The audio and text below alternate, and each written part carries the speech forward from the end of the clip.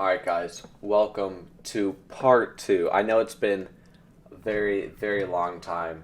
Hopefully keep a little bit more consistent now that the summer is here for me, at least. The whole quarantine thing should make it a little bit easier to be able to make more content, and I'm planning on uploading 3 different games on this channel. So number one game would obviously be WIZARD101. Do some more videos on that. I think it's a little bit more fun now that I've kind of taken a step back. And also game number two, it's going to be Rainbow Six Siege. So if you guys want to read up a little bit and see what that is, I'm sure a lot of you guys know what that is. It's pretty popular. Um, Game number 3 is not going to be as popular. It's not out yet directly, and it is a race car game, which I like a lot. So hopefully get some good content on that for you guys and be able to at least enjoy me, whether you guys don't like the game or not. But let's get right into it. So you guys read the title. This is part 2 to finishing all my quests, and this includes this Chamber of Solar Justice thing in here in Chrysalis. So let's head right to Chrysalis to Bartleby. I haven't been in this game so long, guys. There's a lot of stuff in here that I have not remembered in so long. What else? Imperial. Okay, so we're still, I guess, waiting for the new world. I'll have to do a little more to see, kind of catch up on what I'm missing. So I have to go to the Chamber of the Solar Justice. Alright, guys, so if you don't know, and I guess I didn't quest this far. If you press N, and you can see kind of where the little things are, Solar Arc is where I'm trying to go, right? And it's like, oh, it's this way. Turns out, and I did not know this until I asked a friend, this is run-of-throughable. This is not a real thing. So you can run through here, and go all the way around over here. Try not to get pulled. And a little bit farther. So because the little thing that like tries to help you with your quest is not optimized at all, should mean that I just walk right over here, and I'm just about there. So if you look on the map, I'm running up to the solar arc. So actually, if I was able to understand that that wasn't a wall, there wouldn't be no need for me to really have to do this again. But now that I'm here, we have to find the Solar Justice one, which is Underworld Sun, Sunfire, Solar Justice. Okay, so we do a quick little look in exactly where the orb is.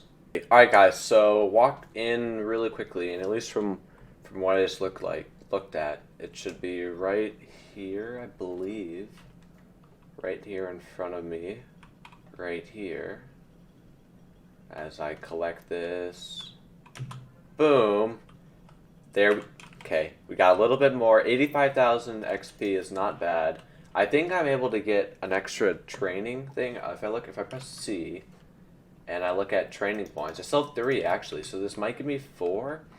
I'm not sure exactly on what I'm like supposed to use those on, if I'm not using a life mastery or a mastery amulet, because this one is so good compared to like having Satyr for half the I'm teleporting here to where does this tell me to?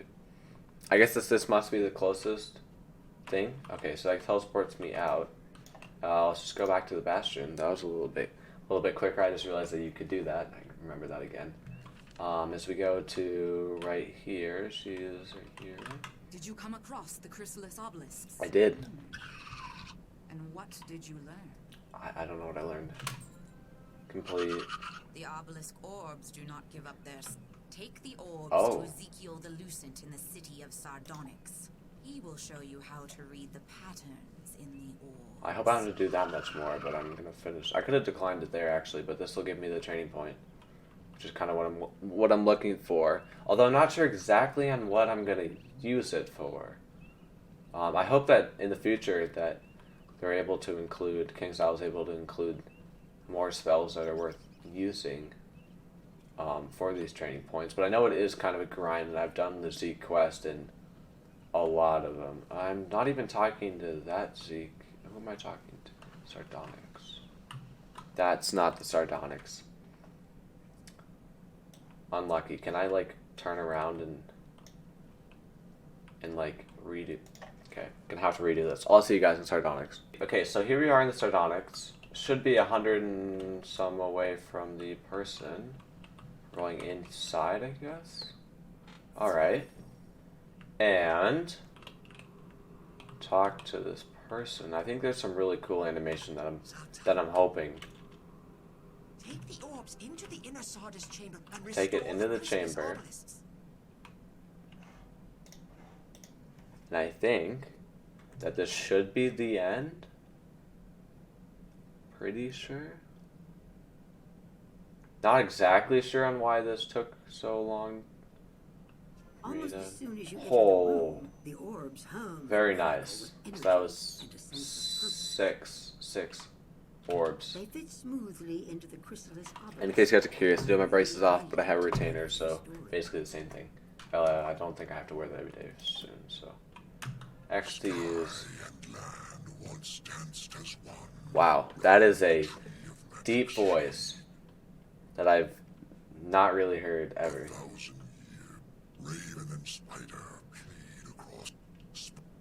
Very nice. So cool. It's actually really well done for a side quest, that's the only bummer. This is a side quest that I'm gonna say that many people probably didn't do. Now that you're already in Chrysalis, it's a little bit easier to do the other worlds, but I do think that they should try to. There we go. There's the training points. Now we have 4, but I do think that there should be more time spent on less side quests, because let's be honest, if you follow the main quest, you get max level. So either make it so you have to pick and choose some side quests, or what you can do with the side quests is make them so much fun that people will want to do them anyway. Number one thing you make them fun is you don't use defeat and collect quests. And you don't have to do necessarily, okay, battles would be important, but you have to make it like interesting. So the animations would probably take a long time, but if you were able to like create something, if you had to collect something, but you had to play like games, I'm trying to think, how would I incorporate this? Give me 1 sec. All right, guys, it's a little bit later. It's a little bright now. I've thought about it, and I don't know. It's just really hard to like think about something that like fundamental on this game. But to make something fun, like when I was playing Rainbow Six Siege, they had a special time game mode where the whole basis is like obviously like a 1-on-1 5v5 first person shooter, but they turned it into a more casual, like fun with some of the elements. So they took what they would normally have. So you're gonna have to be basically in a PvP arena, which I'm thinking would be cool. But instead of having like something, it'd be something where you have to have like some sort of skills. It'd be like a boss fight with only with no blades, or the boss couldn't use blades either. I think it's just something to spice it up a little bit that would bring in, like when you're doing like a defeat and collect quest, that's no fun. But if you're doing something where it's like a challenge and you're like, okay, defeat, well, it basically has to be some sort of defeat, right? I mean, other than you would like go look around like I just did with the orbs. Quality of life update. If you have 3 or more people in the same PvP arena, each person when you're against mobs should get like a 10% damage boost. Because that would just increase the amount of like friendship, right? So you want people to play with each other, right? So if you're playing with 3 or more people, so 3 or 4 people, you would be able to basically do it faster, which I think even more faster than you're already able to, which I think would be actually, I think that'd be a really nice quality of life update that would get a little bit more connection in the community. By the way, daily challenges would probably be really good. Daily challenges would boost the game. If you were able to give people maybe crowns. If you were able to complete like 20 daily challenges in a month, so it means you did 2 out of every 3 days you completed at least one challenge. You get like 2 challenges, then you get like 300 crowns. Not something crazy, but just to give some people a little bit of a boost.